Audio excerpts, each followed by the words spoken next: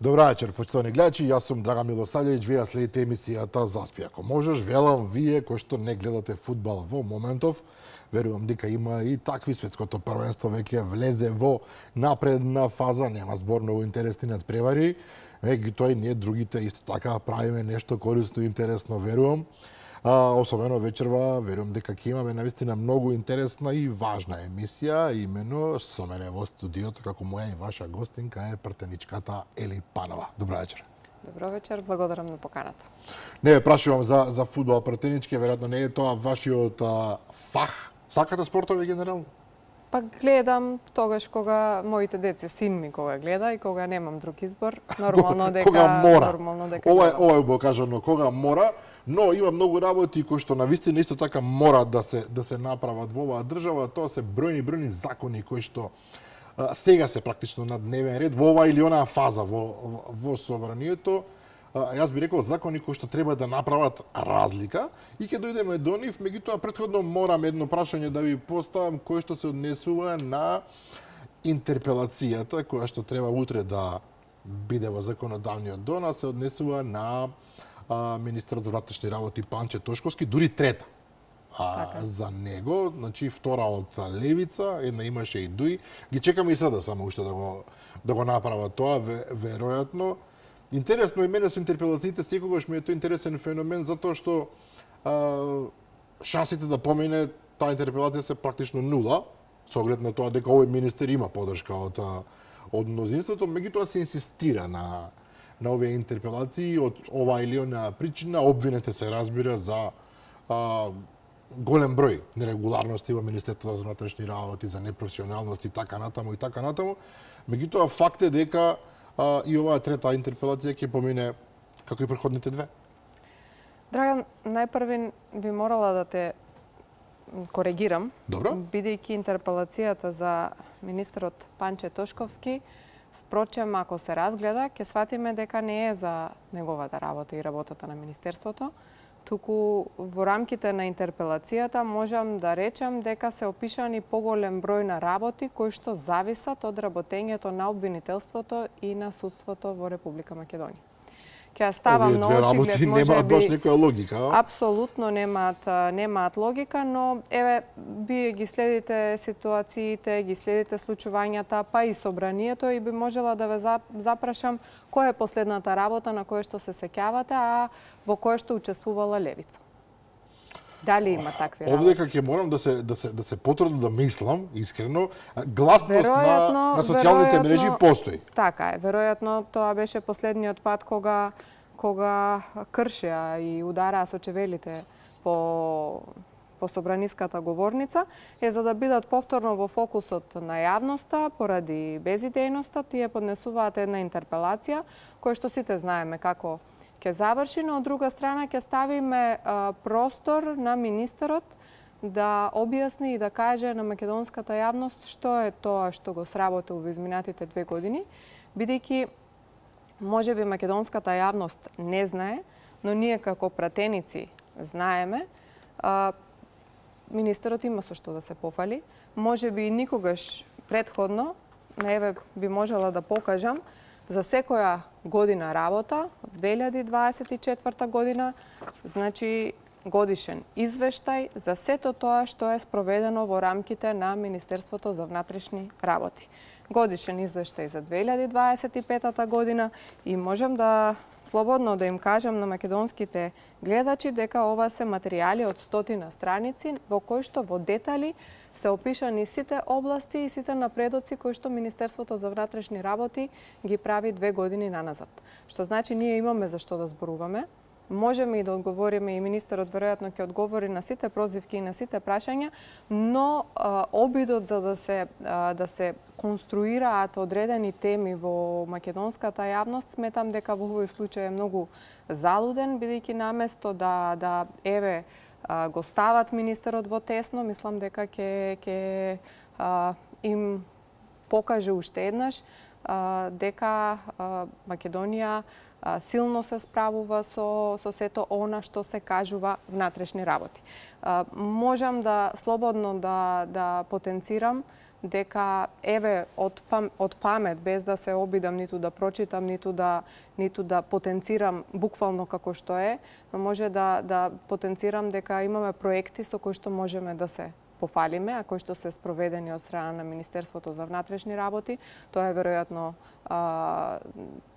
проектот на Safe City. Апсолутно успешен, за тоа немам никаква дилема. Апсолутно успешен проект. Понатаму, после долги години, имаме нова полициска академија, која што е целосно реновирана, исто така воведување повторно на центарот за обука, кој што е по сите стандарди, и исто така средното полициско училиште, затоа што ние не се обидуваме да направиме нешто кое што само ќе блесне, туку нешто кое што ќе остане. Со единствена цел е да се врати дигнитетот, но во исто време и кредибилитетот на позицијата и улогата на полицајците во Република Македонија. Добро, но еве да спомнеме нешто. Левица зборува за саботирање на истраги, за селективно постапување, за непрофесионално функционирање на полицијата, за судирни интереси. Дури спомнато дека, ова е навистина чудно, Министерството за внатрешни работи функционира како приватна партиска полиција. Мислам дека сето ова е неиздржано, апсолутно. Имаме факти, аргументи со кои што можеме, но премногу бија оптовариле оваа емисија, и мислам дека граѓаните во Република Македонија добро се сеќаваат на еден период кога се пукаше по скопските улици, по скопските молови. За разлика од тогаш, сега имаме банди, мафијашки банди кои што се во затвор. Тоа со сигурност можам да го потврдам. Во исто време ние како Република Македонија или Панче Тошковски и Министерството за внатрешни работи за овие 2 години колку што сме на власт имаат запленето марихуана и кокаин, колку што бил 9 години во Министерството за внатрешни работи Оливер Спасовски.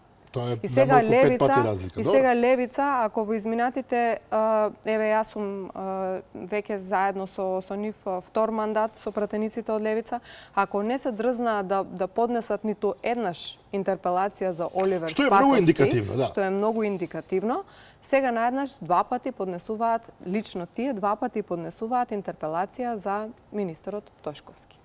Но од друга страна, ако навлезете тука во интерпелацијата и видите на што се однесува истата, ќе сватите дека обидот за инсинуација е отиден толку длабоко што веројатно ChatGPT му било тешко да ја состави ова интерпелација. Еден вид на притисок, окей.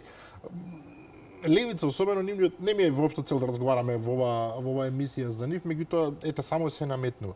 Нивниот лидер не се либи, например, самиот лично на социјалните мрежи да употребува најдрски квалификации за политичкиот противник. Не сум сигурен дали вас конкретно ви има спомнувано.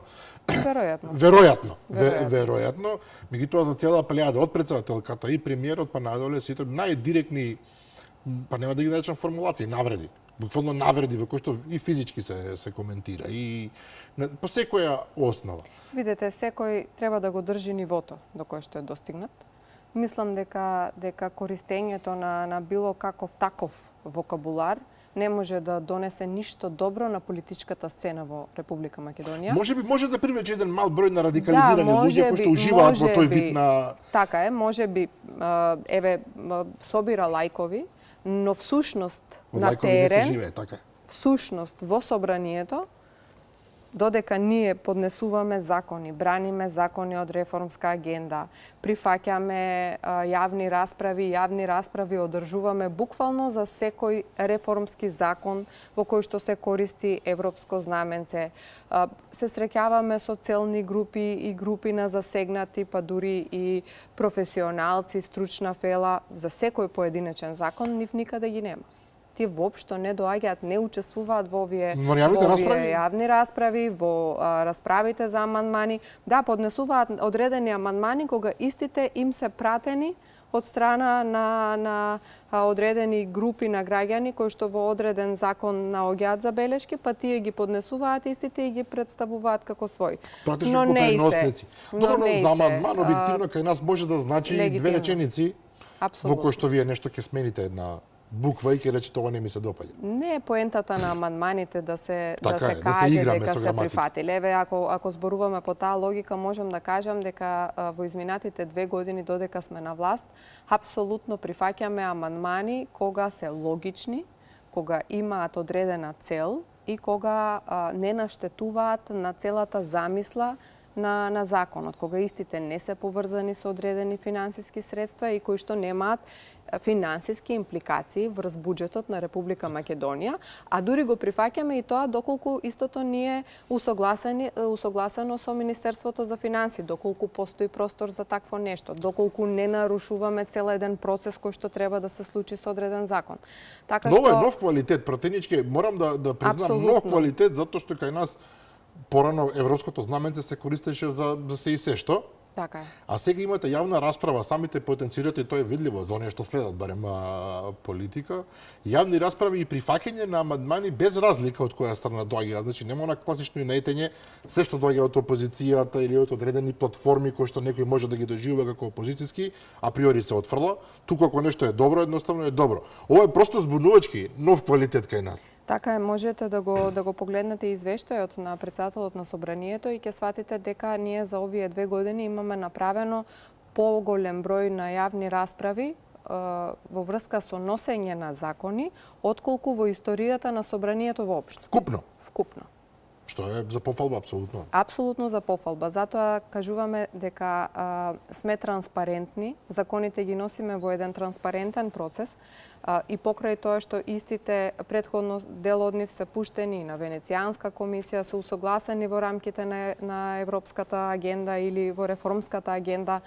Во исто време стручната фела ја консултираме, па седиме и со часови со нив за да можеме, затоа што некогаш во закон и буква, и запирка, и зборче може да менуваат многу. Така што отворени сме, транспарентно ги носиме законите, но сето тоа е со една единствена цел. Истите да бидат применливи и граѓаните да имаат бенефит од истите. Затоа што ние ако носиме закони на брза лента, како што тоа го правеа СДСМ и ДУИ, додека беа на власт. И ако ги протнуваме законите без редовна постапка, особено овие битните кои што еве сега се прават цели едни реформи кои што се однесуваат на огромен број на граѓани, тогаш сигурно ќе направиме грешка.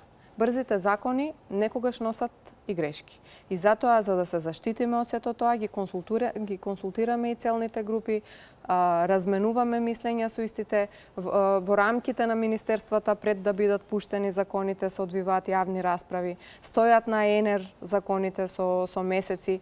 Може би и примаме забелешки дека еве не се носеле со така брзо темпо одредени закони, но не е целта на законите да бидат донесени само за да се донесат. И потоа да бидат неприменливи. Интересно така ова што го така зборувате, еве зошто. Неодамна читав една колумна, ако не се лажам, на опозицијски настроен политичар, иако не сум сигурен дека сега е во некои највисоки кругови, но секако важи за опозицијски настроен, вели попусто носење закони, ако тие се носат само колку да се донесат. Законот сам за себе не значи ништо ако не е применлив. Така. И овдека беше индиректна критика дека можеби власта ги носи колку да се каже за Европска унија да прочита негде, еве, 100 закони ние ги поминавме. Меѓутоа што го зборувате е суштински различно. Не е баш така, не е баш така. Не случајно законите се ставаат во фази. И не случајно таа реформска агенда е структурирана така што за секој период имаме одреден закон да биде донесен. Ние како држава се уште не сме спремни за да донесеме одредени закони. Заради тоа што на одреден закон за да биде имплементиран треба да претходи одредена друга процедура и постапка. Ние не сме целосно дигитализирани. За жал, одредени закони треба да бидат донесени, но за да се имплементираат истите потребно ние да имаме интероперабилност помеѓу сите институции, да имаме целосна конекција и за да може да се спроведат истите. Така, некој претенички ќе рече па што правевте до сега? Ние од кога сме на власт апсолутно правиме сето тоа што вели реформската агенда, коригираме одредени закони, но за жал нас не ни е оставена никаква база, не ни е оставена здрава подлога на која што може да базираме или сега да надградиме систем. Нешто што би било Ние природно. го градиме системот од сама нула. Ако интероперабилноста, кога сме биле ние на власт, била имплементирана, еве да речем, во 10-15% од вкупно сите институции, додека беа СДСМ и ДУИ на власт, истата е останата на ист процент, односно тие не се подмрднале од точката од која што ние сме ги оставиле. Сега ние надградуваме тоа што ВМРО ДПМН не го работело во претходното свое владење. Дали ме разбирате? Заради тоа што многу е битно граѓаните да разберат Многу дека поразителна не е информација. апсолутно не е битно само да се донесат законите. Ние треба да бидеме зрели како општество, да бидат институциите созреани за да можат да имплементираат одреден закон. Така, вие може да имате најбави закони на свет, ако не може да се Ако се имплементираат неприменливи попустно. и се коригираме, и сето тоа што го правиме во овој период од 2 години, покажуваме дека сме поразлични. Признаваме кога правиме одредена грешка, заради тоа што секој закон може да донесе во примена одредена работа која што еве не требало да биде со тој ефект или да имаме забелешки на истиот, но затоа носиме измени на законите, затоа ги изменуваме, затоа сме ние тука пратениците во собранието, да бидеме во секојдневна комуникација и со институциите, и со министерствата, и со овој сектор кој што ни значи јавност и граѓаните, за да може да утврдиме дали има потреба за такво нешто. Ова реформска агенда за која што многу се зборува и премиерот постојано ја потенцира, таа е дел од нешто што е поврзано со Европската унија. Европската унија тоа го бара, да се разбереме. И тоа го бара на начин кој што нас не е прифатлив, прво затоа што е корисно, второ затоа што тоа дополнително добиваме средства од нив. Така е. Добивме веќе 60 на милиони, ако не се лажам. Јас пред мене имам еден преглед на кој што ми пишува точно колку пари се исплатени од страна на реформската агенда и тоа е до денес вкупно 89,500 милиони 90 милиони евра, дадени, а додека така заслужени ни се, значи сработени ни се, вкупно 142, но се уште не се исплатени. Се уште не се исплатени, но и тоа ќе дојде. Ама тоа е во оваа сума не влегуваат средствата кои што треба да ги добиеме за овие 6 месеци. Заради тоа што на секои 6 месеци се прави преглед на што е тоа што ние го имаме сработено, имплементирано, кое што е оценето позитивно од страна на Европската комисија и за кое што ќе ни бидат дадени финансиски средства. Истите се и дел се во заеми, дел се во директни финансиски средства во буџетот, но како и да е, ние досега сме сработиле за 142 милиони евра, исплатени ни се околу 90, но можам да најавам и можам да кажам дека повторно ќе бидеме лидери во регионот, дури ќе бидеме и пред Албанија и Црна Гора и во наредниот пресметковен период од 6 месеци, што значи дека сумата на финансиски средства кои што ќе ги добиеме од страна на Европската унија повторно ќе биде највисока од сумата кои што ќе ја земат било која држава во Западен Балкан, Ова во нас не става Европа. во една апсурдна ситуација, морам да признам, апсурдна ситуација затоа што кога зборуваат за фронтранери или како ги нарекуваат првите што истрачуваат, секој се спомнуваат Албанија и Црна Гора, праксата покажува нешто поинакво. Односно, ако ние успеваме да имплементираме подобро закони од нив, ако за тоа Европската унија и самата сакала не ќела, така ги исплаќа своите ветувања и така натаму, помалку гротесно делува кога ќе ни кажат вие не почнувате со преговорите, а тие се веќе не знам на која или на која фаза, што е и сосема сите знаеме причината за тоа, меѓутоа тој што сака да манипулира лесно ќе рече овие ништо не работат, затоа не отвараат преговори, иако суштината, прагмата покажува нешто поинакво. Но дали ние менуваме сликата за Република Македонија? Па тоа е клучното. Дали ние работиме со цел да граѓаните имаат подобар живот во Република Македонија? Законите кои што ние ги носиме во овој момент, а кои што се дел од реформската агенда, но дел и од програмата на владата, се закони за кои што општеството има потреба за нивно носење. И тоа е клучно. И тоа е најбитно. Европа е во случајов помалку важна, да зрачистиме. Апсолутно. Така. Но во исто време, овие финансиски средства и е еден вид на признание кој што Европската унија ни го дава заради тоа што гледа во нас партнер кој што исполнува, кој што е способен да исполни. И тие гледаат дека кај нас има капацитет, во оваа влада има капацитет за соработка. Така, ова е и на повторно нов крајот од квалитет. денот е нов квалитет со кој што ние со факти и аргументи се бориме и затоа сме изморени да им се докажуваме на нашата опозиција кога зборат дека ништо не работиме, ако нас Европската унија во овој случај не вреднува позитивно, ако граѓаните не вреднуваат позитивно, ако отвориме Државен завод за статистика, бројките ни зборуваат позитивно, ако во исто време имаме 5 автопати кои што се градат, ако гледаме дека болници се градат, се спасуваат животи, тогаш сваќаме дека ние можеби не можеме да се промениме како држава преку ноќ, но работиме со засилено темпо за да оствариме што е можно повеќе. Сите законски решенија што се дел од реформската агенда се веќе во парламентот, така освен на изборниот законник, и за него работата повеќе или помалку Не се се ближи. баш сите, но реално од реформската агенда голем дел од законите кои што беа за овој пресметковен период или овој 6-месечен период се веќе во собраниска процедура, дел од нив се донесени.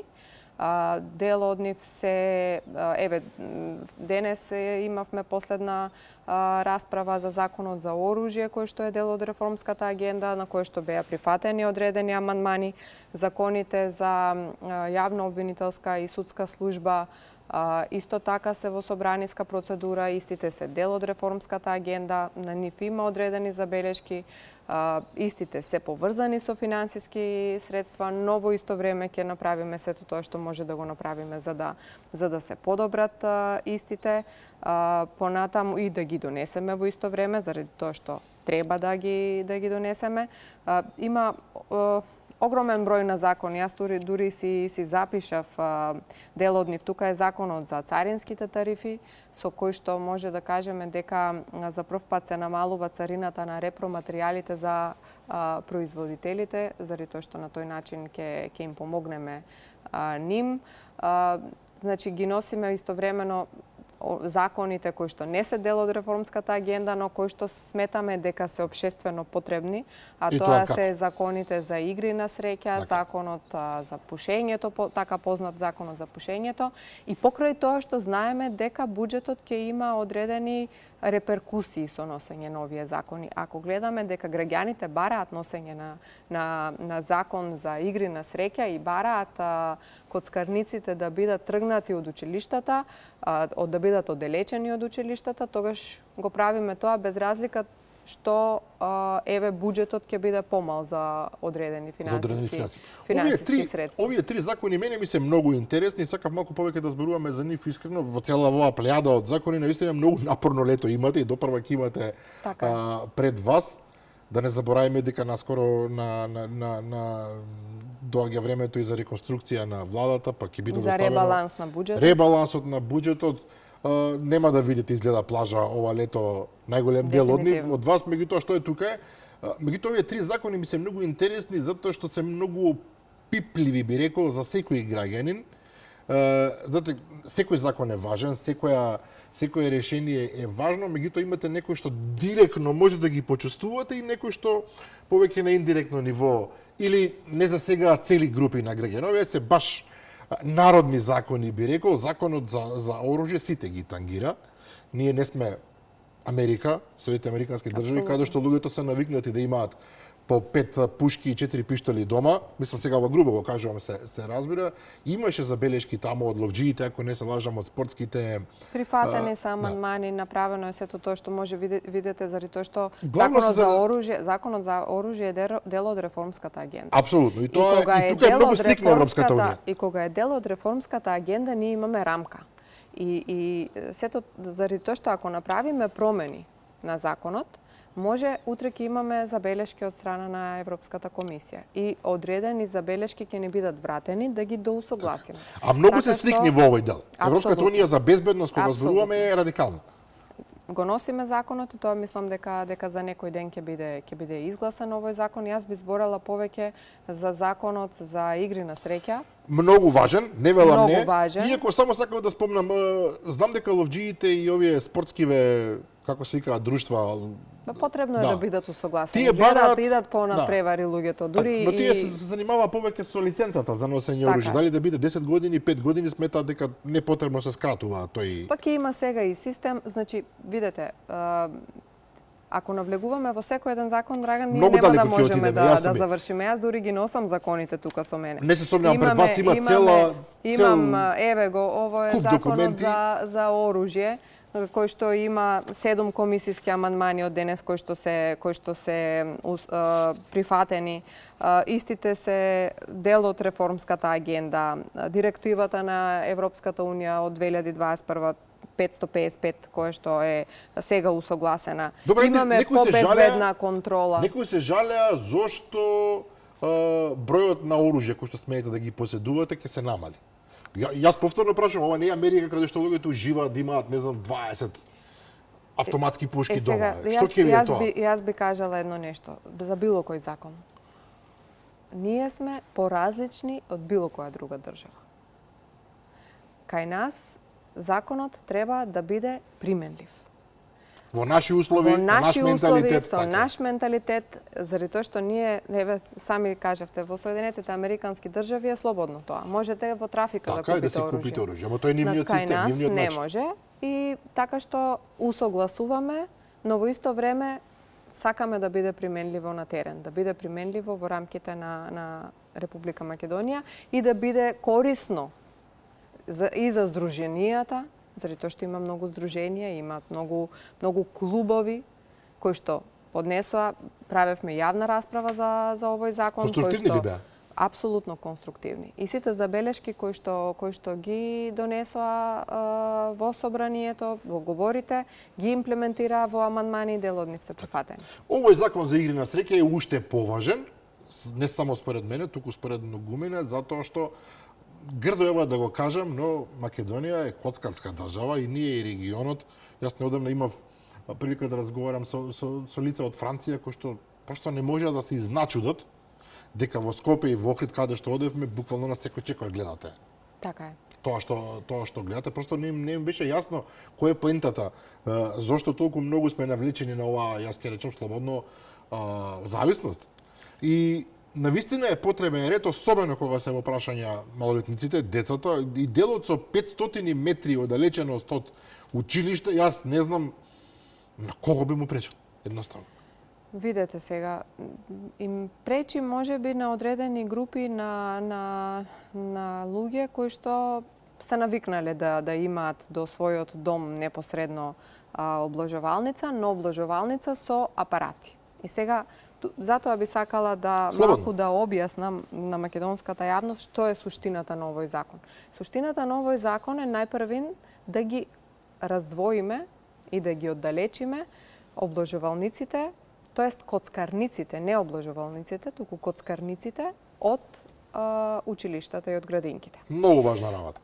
Заради тоа што факт е дека нема особена контрола на влегувањето во облажувалница на било кое дете. Заради тоа што номинално пишува, не сме 18 години, сето тоа стои. Номинално пишува, но одредени деца личат повозрасни за разлика од другите. Иако се познаваат со вработениот. И сето тоа не можеме да го спречиме, затоа ќе направиме да бидат оддалечени од училиштата и во исто време обложувалниците или тие кои што нели пишуваат спортска, внатре не може да има апарати за коцкање.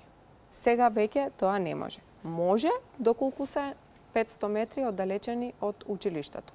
Во исто време ќе забраниме на нивните излози да има шарени реклами оние што бодат очи, така е. Во кој што ќе се пишува дека ова е казино, а не ги исполнува условите за казино, кои што ќе бидат шарени и ќе пишуваат стани милионер или играј и доби. Дури го воведовме и дисклеймерот, кој што ќе постои при рекламирањето на ваквите игри на среќа. Тоа значи дека ќе биде забележено, усно кажано или напишано дека е забрането за лица под 18 години, дека ствара зависност коцкањето, дека е штетно, така што и во исто време нема да можат да повикуваат на игра.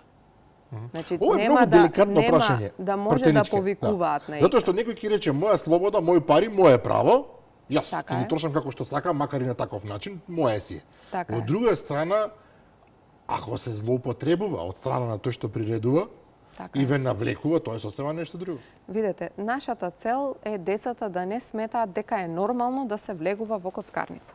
Чиста работа. Да ги намалиме рекламите, со овој закон сметаме дека ќе има позитивно во воспитувањето на нашите деца и заради тоа што ќе направиме да истите не светкаат, не привлекуваат, не кажуваат дека ќе станеш милионер ако влезеш во коцкарница.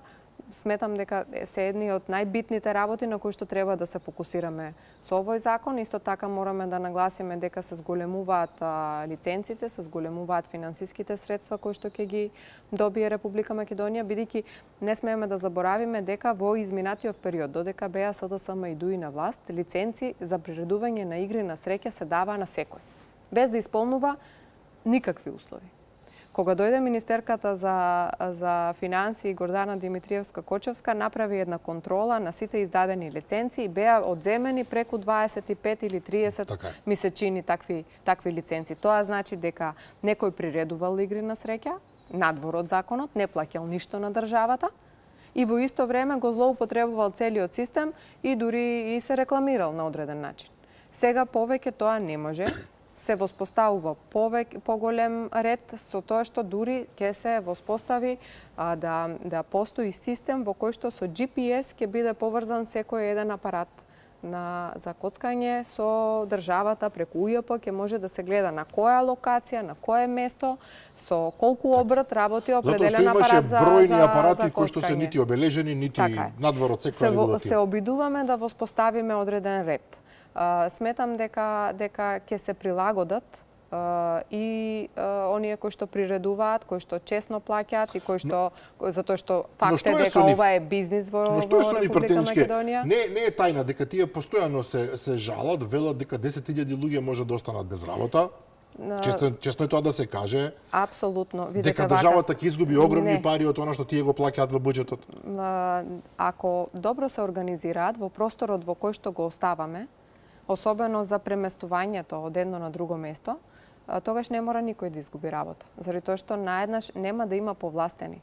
Се знае дека никој не може да биде во близина на училиште. Тоа значи дека сите облажувалници, сите коцкарници или оние кои што приредуваат игри на среќа ќе бидат оддалечени од училиштето. Тоа значи дека сите само ќе треба да најдат друга локација за својот дуќан. Зашто би изгубиле 10.000 места? Зашто би изгубиле 10.000 места, доколку луѓето кои што до вчера легално, полнолетни, сакале да се коцкаат, ќе се коцкаат и 500 метри подоле од училиштата, а ние од друга страна нема да се плашиме дека нашите деца кога поминуваат низ коцкарницата ќе сакаат поради љубопитност еден ден да дзирнат и да видат што има внатре. И кога ќе влезат, прашање дали ќе излезат. Тоа е реалност. Уште еден закон е многу интересен, законот вака на народски наречен за пушење, иако поинаку се вика за тутун и тутунски производи како и да е, но е многу важен, затоа што исто како за коцкањето ќе речам ова е пушечка нација. Некаде прочитав дека 45% од нашите... Јас тоа сакав сега да го потенцирам. Граѓани користат производи од тутун, ние сме над 45% од граѓаните во возрастната популација на Република Македонија користи тутун и производи од тутун.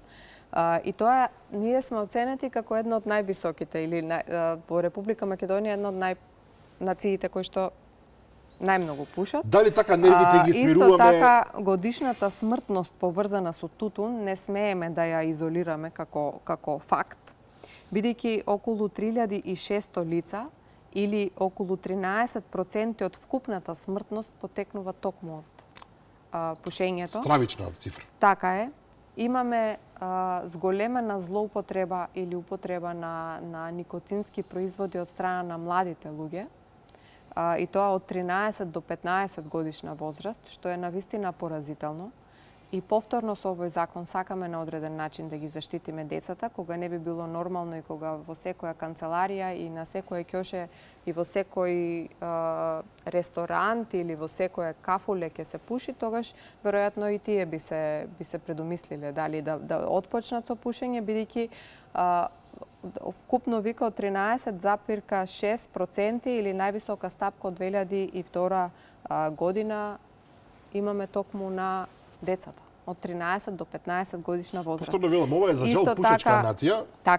Така е, но мора да се стави некој ред. Мора да ставиме ред. Имаше ред одреден период, повторно за време на владењето на СДСМ и ДУИ истото излезе надвор од контрола. Најверојатно поради и тоа е фактот, односно овие бројки кажуваат дека граѓаните во Република Македонија не се свесни за предизвиците, односно да последиците кои што ги предизвикува пушењето, така. И со одредени дополнителни мерки кои што Министерството за здравство во моментот ги превзема како посебна поддршка на оние кои што би сакале да престанат со пушење. Мислам дека ќе направиме уште едно општествено добро, односно ќе се надевам дека за еден известен период ќе го намалиме и бројот на пушачи, особено најмладите во Република Македонија. На западот, кон кој што ние се стремиме, таа операција на одвикнување од пушење трае долго време. Така. И дава резултат. Во Скандинавија вие имате сега ситуација во која што кога ќе видите човек на улица што пуши, луѓето го гледаат како да е тој човек како да не е модерно. Апсолутно, што правиш ти? Апсолутно не е модерно. И тоа треба да се посегне. Апсолутно не е модерно. Со тоа што ние пушиме, нанесуваме штета и на другите. И сега тука е клучот. Луѓето кои што индиректно се жртви, односно тие не пушат, меѓутоа се принудени да седат со овие што пушат, особено во кафулињата. Значи... Од друга страна пак кафулињата фере да се каже, се жалат што ќе правиме сега ние, како ќе ги оделуваме, како ќе правиме тераси за овие, тераси за оние. Исто така има период за прилагодување, исто така прифаќаме одредени забелешки, амандмани, но во секој случај, пак ќе кажам, во секој еден закон треба да ја гледаме нашата цел. Да, факт е дека има одреден број кои што ќе бидат незадоволни од сите овие закони кои што ги набројам денес. И ова може да му штети на вашиот рейтинг, како збориме. Но во друга страна и ќе има и импликации врз буџетот, заради тоа што ако има повеќе пушачи, се собираат повеќе пари на акцизи, се собираат повеќе пари во буџетот на Република Македонија. Исто така со игрите на среќа. Повеќе пари, ако повеќе луѓе се коцкаат, повеќе пари во буџетот, но ние тоа го тргнаме настрана, заради тоа што во овој момент парите не се битни. Зависноста кој што ствара и коцкањето и пушењето се битни. И ние треба да направиме се како држава, како одговорна влада со кој што ќе ги заштитиме граѓаните и најмладите од овие пороци. Ова ми е целосно јасно, меѓутоа политички велам не е премногу паметно. Затоа што може да изгубите одреден број на гласачи и пари. Но во исто време јас верувам дека граѓаните на Република Македонија препознаваат искрена и чиста намера. Ако ние имаме намера чиста и ако не правиме пресметка пред да носиме било каков закон, тогаш досега требало да бидеме многу напред. Ние сме правеле калкулации. Владите позади нас или владата на СДСМ и ДУИ правеше калкулации апсолутно во врска со се. За повеќе пари во буџетот ќе дозволе апсолутно се. И покрај тоа што сме свесни дека ќе имаме забелешки, дури одредени граѓани ќе ни можеби и замерат за одредени работи, ние сме решени да делуваме општествено потребно и да делуваме врз потребите. Интересно е ова самодоверба, како да ја наречам. Кога се инсистира вака, тоа мораме да признаеме и од една страна чувството на одговорност за општата цел, од друга страна и чувството дека и политичкиот претставник наистина не може да се носи со вас. Па едноставно... Јас не верувам дека и тие би кажале аргументи со кои што би биле против овие закони. Рационално така треба да размислуваме. Сите имаме деца. И ако гледаме низ таа призма и низ тој аспект, треба да сватиме дека која е потребата или сите шетаме. Одиме некаде во Европа, одиме некаде на страна. Каде можеме да запалиме цигара? на исклучиви места, буквално Така негде е. тамо на крајот, Така е. Каде лево. можеме да видиме ние на булевар, на улица до училиште, да гледаме како светкаат и повикуваат на коцкање. 2 милиони евра сега се пред вас. Коцкарници, и тоа така е. коцкарници. Не зборувам за коцкање во хотели со 5 звездички, каде што кога ќе отидеш ќе имаш face recognition, каде што ќе ги оставиш сите своји отисоци и така натаму, кои што имаат систем цел за следење, односно за тоа кој влегува Ние зборуваме за банална зараза. Ние зборуваме за апаратчиња кои што се поставени непосредно до училиштата и кои што сметаме дека се опасни за нашите деца. Им ствараат прво љубопитност, што е тоа? Зошто јас да не пробам? Зошто својот слушнато од собствените деца, претпоставувам. Буџет да не го искористам, нели, за да пробам ова. Еве кажуваат дека се добиваат многу пари, а всушност тоа само уништува цели семејства. Апсолутно се согласувам. И уште едно ќе дополнам дека сега се работи и на закон во рамките на Министерството за финансии и за брзите кредити, кој што би требало да пристигне кај и моето следно тоа прашање. е за окружување на овој еден систем, заради тоа што непосредно до овие коцкарници во минатото стоја и брзи кредити. Продавници за пари. Така е, но сега и тоа ќе биде опфатено во закон и се надевам дека ќе го заокружиме цел овој процес. Исто така и уште еден закон е многу интересен, а кој што е поттикнат од потребите, а тоа е употребата на тротинетите и моторните мопедите, електричните мопеди, да се извинувам. Мене ми е страв кога ги гледам, еве ви кажувам. Сите од нас учествуваме во сообраќајот, најверојатно сме биле сведоци како 2 и 3 деца возат тротинет и дури имаме и една статистика која што покажува дека алармантен е бројот на повредени од сообраќајни незгоди. Има и, да не кажем, има и трагични случаи. Така е. Еве, сега, например, тука имам една анализа која што е токму за ова. Имаме од електрични тротинети загинати тројца, со трагични последици 62, вкупно 270 незгоди и тоа во периодот од 2024 мај со 2026 мај. Што значи дека најголем е бројот на овие несреќи кои што се случуваат, најчесто тоа се деца. Апсолутно мора да се стави ред. Па ги гледате, доволно да излезете на улиците на Скопје и гледате деца кои што се возат. Законот за безбедност во сообраќајот е сега влезен во процедура.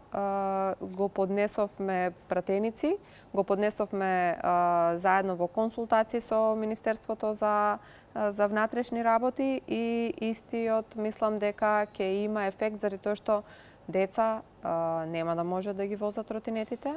Ќе можат да возат луѓе над 18 години, кои што сметаме дека ги познаваат знаците, знаат каде можат да се движат, па дури и со такво тротинетче или електричен мопед, се со цел да ги заштитиме или па дури и да носат одредена кацига, заштита, се со цел заштита на најмладите. Заради тоа што е модерно во секоја улица децата да имаат електрични тротинети, да возат со истите и да прават одредени екзибиции со истите низ улиците, да се тркат, да се возат по тројца, но сето тоа има, на крајот може да има и трагични последици.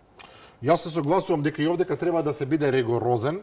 Кога се во прашање децата, нема тука што многу да се, според мене, ова е мој личен став, меѓутоа верувам кога се согласите, нема тука многу што да се, дури и да се дебатира. Едноставно заштитата на децата мора да биде приоритет над сите приоритети. Тие често не се свесни за опасностите во кои што влегуваат, меѓутоа затоа сме ние тука. Може би е потреба.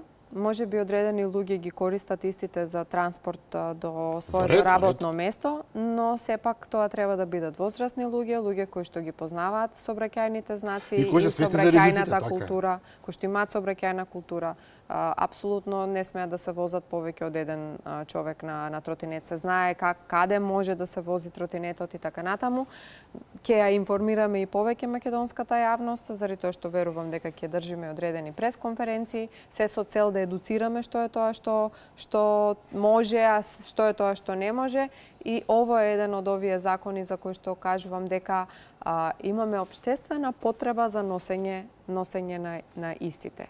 И сега поминавме не знам колку време од емисијата раскажувајќи одредени закони кои што не се формалност како што велат од страна на опозицијата.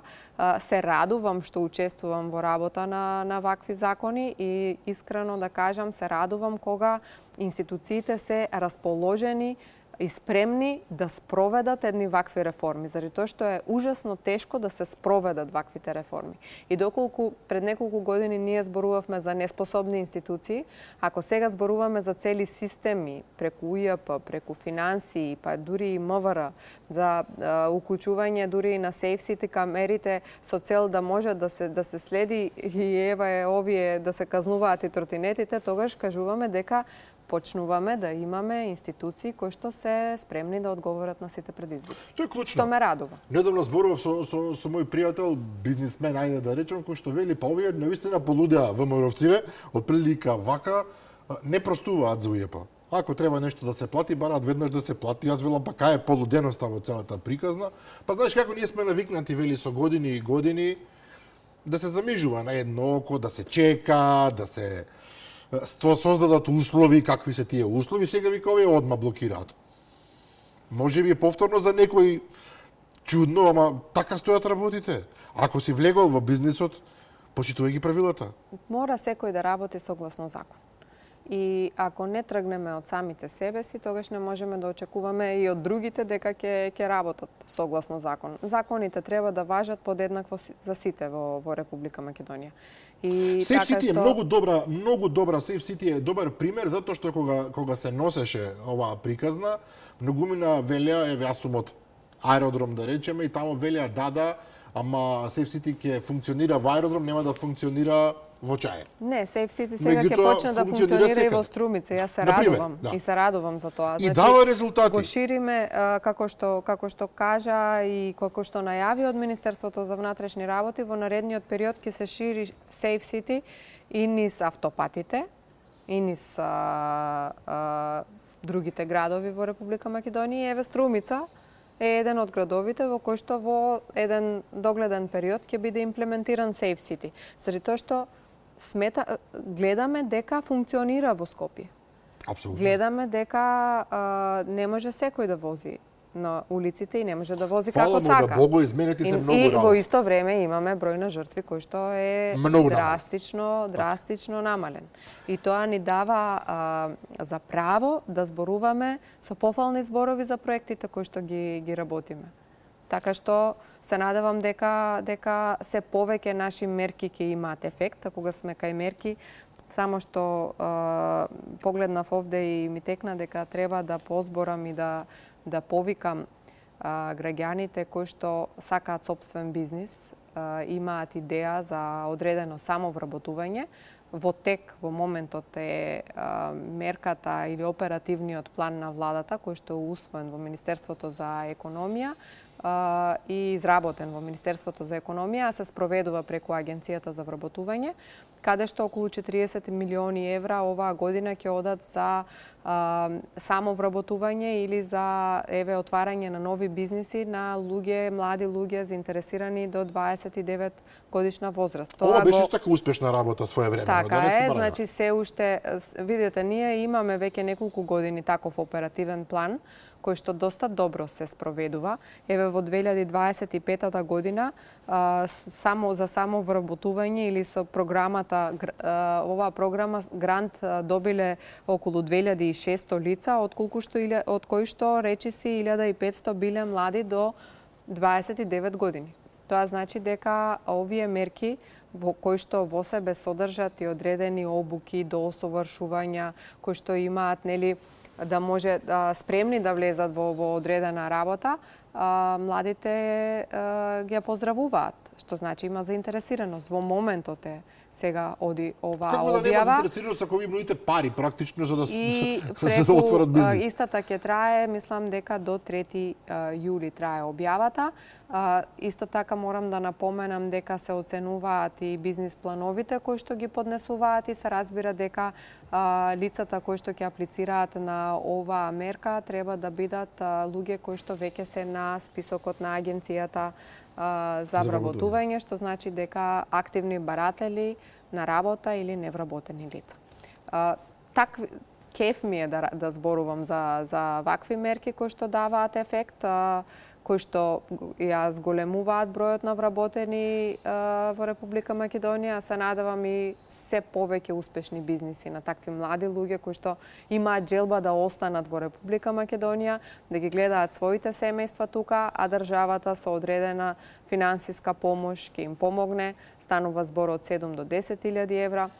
Така што мислам дека и во изминатиот период го промовиравме овој начин на вработување на младите. Еве сега оваа прилика ја користам исто така да го спомнам ово. Задоволството е моја. Ребалансот помина инаку на буџетот на влада денеска. Да, денеска треба да помине. Помина веќе, потоа оди во собрание. Така е. Во меѓувреме премиерот постојано зборува дека трговците апсолутно мора да се договорат самите со себе си, јас би рекол, меѓутоа и со државата, да направат оптимални цени. Значи, да не се лажеме, во Македонија не е ефтино. Да, можеме да зборуваме, објективно имаме најефтино гориво, тоа е факт. Така е. Во регионот, меѓутоа не е ефтино. И факт е дека добар дел од овие цени се напумпани, односно дека трговците, прекупците, како и да ги нарекуваме, живеат некое свое златно доба во кое што форсираат цени кои што се надвор од разум, користејќи објективно и онаа голема светска криза која што сега се надеваме конечно завршува. Меѓутоа, желбата да се постави ред е евидентна и заканите кои што следуваат, односно кои што се најавени за санкции, веројатно ќе дадат резултат. Видете, пред само на почетокот мислам дека од нашиот мандат ги носевме тие законот за нефер трговски практики кој што сега влезе во сила, односно во сила е определен период и кој што знаевме дека нема да даде ефект можеби веднаш, но после еден извесен период не може да нема ефект.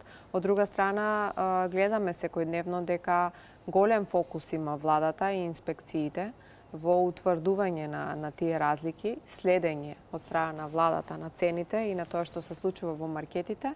И јас сметам дека институциите реагираат и се надевам дека овие реакции ќе имаат ефект, заради тоа што исто така факт е дека производите во Република Македонија се доста високи, но затоа еве и премиерот има доста често повици, дури и кон определени маркети рече дека ќе ги повикува со назив на маркетот, се со цел да ги вразуми и да можат да реагираат на потребите на граѓаните, заради тоа што во овој случај воопшто не е битна добивката со кое што тие верувам дека располагаат, туку е битно одредени производи да имаат одредена оптимална цена, заради тоа што нашиот стандард не е како европскиот стандард и тоа е факт.